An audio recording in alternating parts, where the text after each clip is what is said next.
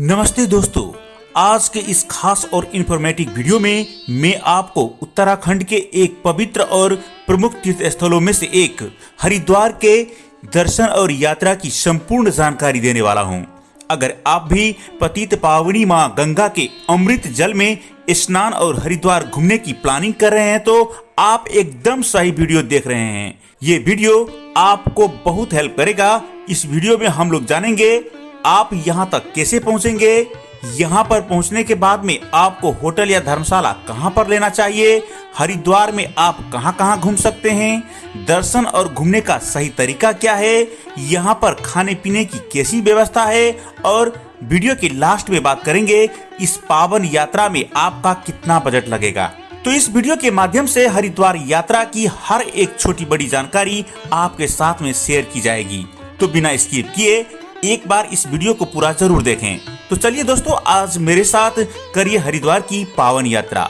हरिद्वार तक आप बस, ट्रेन, फ्लाइट, अपनी पर्सनल कार, इन सभी माध्यम से बहुत ही आराम से आ सकते हैं। सबसे पहले बात करते हैं ट्रेन की, जो यहाँ तक आने के लिए सबसे अच्छा तरीका है। सभी प्रमुख शहरों से यहाँ तक डायरेक्ट ट्रेन मिल जाएगी।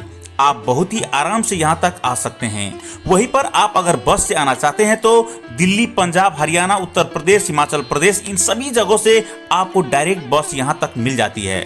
अगर आप नेपाल से आना चाहते हैं तो आपको किसी भी ट्रेन से पहले दिल्ली आना होगा, फिर दिल्ली से हरिद्वार के लिए ट्रेन मिल जाएगी। रेलवे स्टेशन के सामने ही बस स्टैंड बना हुआ है। वहीं अगर आप फ्लाइट से आने की प्लानिंग कर रहे हैं तो यहाँ का नजदीक का एयरपोर्ट देहरादून में है, जो यहाँ से 40 किलोमीटर की दूरी पर स्थित है। देहरादून आने के बाद में आप बस या टैक्सी के माध्यम से हरिद्वार तक आ सकते हैं। अगर आप नेपाल से है तो नेपाल के काठमांडू से सीधा फ्लाइट आपको दिल्ली मिल जाएगा।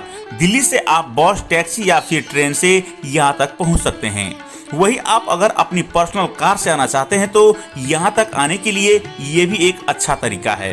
तो दोस्तों, जो भी तरीका आपके लिए बेस्ट है उस हिसाब से आप हरिद्वार तक आ सकते हैं। मैंने अपनी इस यात्रा को ट्रेन के माध्यम से पूरा किया है। तो अब हम लोग आ चुके हैं हरिद्वार रेलवे स्टेशन पर। अब हम लोग बात करते हैं यहाँ पर पहुँचने के बाद में हम लोग को कहाँ पर रुकना चाहिए। दोस्तों, पूरे ही हरिद्वार में हजारों होटल और धर्मशाला बने हुए हैं, जहाँ पर 400 से रूम मिलना स्टार्ट हो जाते हैं।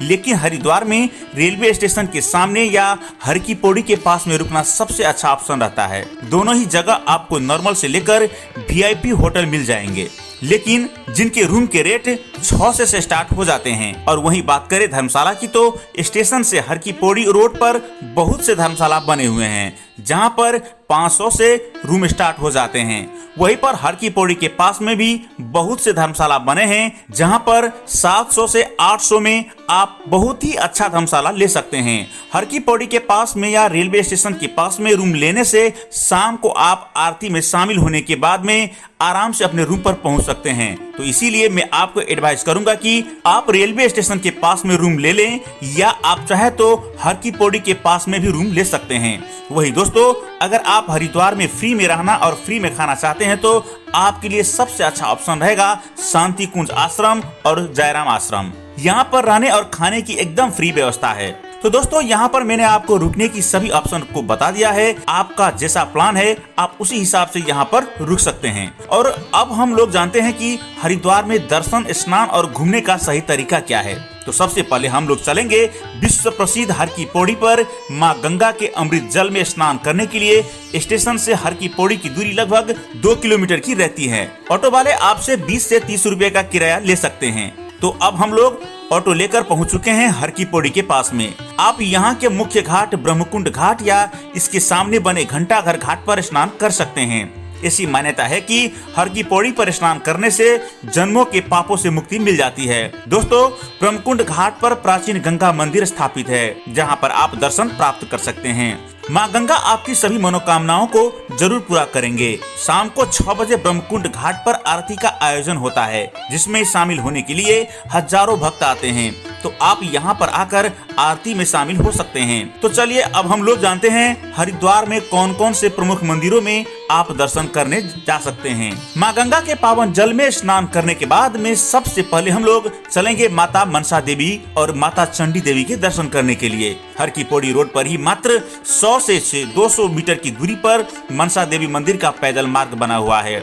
अगर आप सीढ़ियाँ चढ़कर जा सकते हैं तो आप पैदल चले जाइए, लेकिन सीढ़ियाँ यहाँ पर बहुत ज्यादा है। अगर आप चढ़ सकते हैं तभी पैदल मार्ग से जाइए, वरना आप रोपवे के माध्यम से भी जा सकते हैं। कुछ दूरी पर जाने के बाद आप रोपवे के माध्यम से मनसा देवी मंदिर और चंडी देवी मंदिर तक जा सकते हैं। दोस्तों दोनों ही मंदिर बहुत ही ज्यादा फेमस है, आप यहाँ पर दर्शन करने जरूर आइए। इन मंदिरों में दर्शन करने के बाद में अगर आपको वापसी करने में 12 से 1 बज जाता है या 2 बज जाते हैं, तो अब हम लोग चलेंगे उन मंदिरों में जो यहाँ से 6 से 7 किलोमीटर की दूरी पर स्थित है। वही अगर आपको मनसा देवी मंदिर से वापसी करने में शाम के 5 बज जाते हैं, तो आप घंटाघर घाट पर 6 बजे होने वाली आरती में शामिल हो सकते हैं।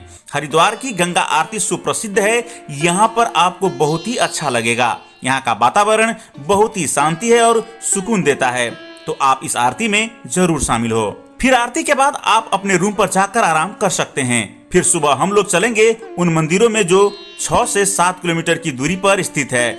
यहाँ पर इन मंदिरों में जाने का सबसे अच्छा तरीका रहता है, आप ऑटो बुक कर लीजिए। ऑटो वाले आपसे 300 से 400 लेते हैं। 3 से 4 घंटे में 6 से 7 मंदिर के दर्शन करने के बाद फिर से आपको यहीं पे ड्रॉप कर देते हैं। तो सबसे पहले हम लोग चलेंगे पावन धाम शीश महल। यह मंदिर बहुत ही प्यारा बना हुआ है। छोटे छोटे शीशे के टुकड़ों से पूरा शीश महल बनाया गया है। यहाँ पर दर्शन करके आपको अलग ही एहसास मिलेगा। यहाँ की खूबसूरती आप देख सकते हैं, कितनी खूबसूरती से इस मंदिर को बनाया गया है। यहाँ पर दर्शन करने के बाद में अब हम लोग चलेंगे शांति कुंज। ये हरिद्वार का बहुत ही फेमस और बड़ा आश्रम है। यहाँ पर आप हवन पूजन भी कर सकते हैं।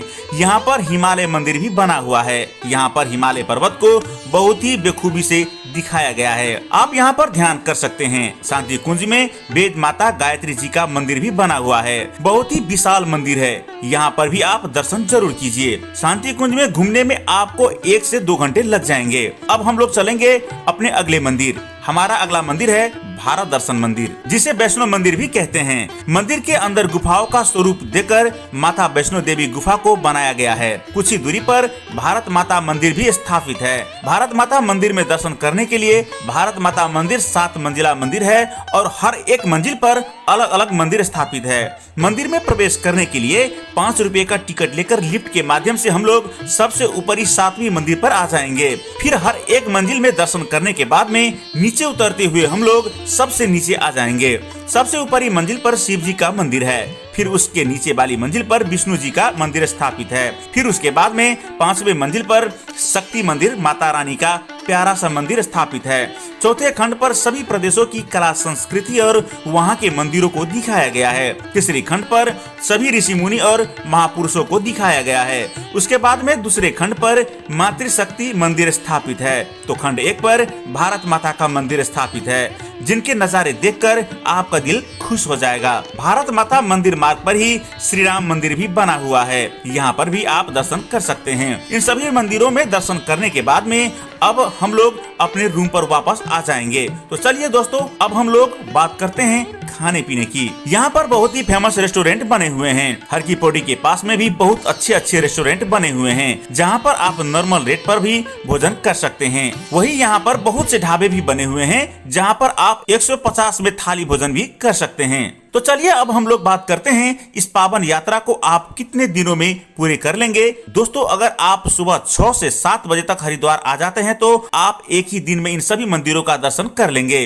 और आप शाम को आरती में शामिल होने के बाद 8 से 9 बजे वाली ट्रेन से आप अपने घर के लिए वापसी भी कर सकते हैं। वहीं मैं आपको एडवाइस करूंगा कि एक नाइट का स्टे यहाँ पर जरूर बनाएं, जिससे कि आप हरिद्वार को और भी अच्छे से घूम सकें। तो चलिए हम लोग बात करते हैं सबसे जरूरी बात, बजट की। कितने बजट में आप इस पावन यात्रा को पूरा कर लेंगे? दोस्तों, मैं मान के चला हूं कि आप कम से कम 2 लोग तो यहाँ पर दर्शन करने आएंगे ही। 2 लोगों में आपके होटल और ऑटो का किराया डिवाइड हो जाते हैं। आप मान के चलिए कि 3000 से 3500 के बीच बजट में बहुत ही अच्छे तरीके से इस पावन यात्रा को पूरा कर लेंगे। इस बजट में आपका ट्रेन का किराया, होटल, खाना पीना ऑटो, रोपवे इन सभी चीजों को शामिल किया गया है।